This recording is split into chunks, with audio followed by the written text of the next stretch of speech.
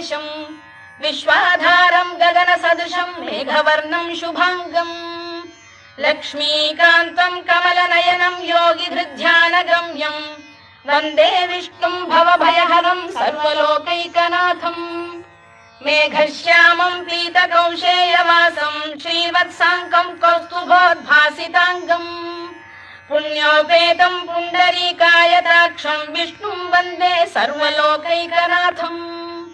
नमः समस्तभूतानामादिभूताय भूभृते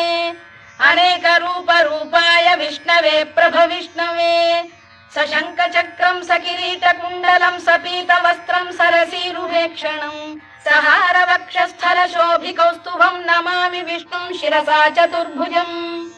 छायायाम् पारिजातस्य हेमसिंहासनोपरि आसीनम्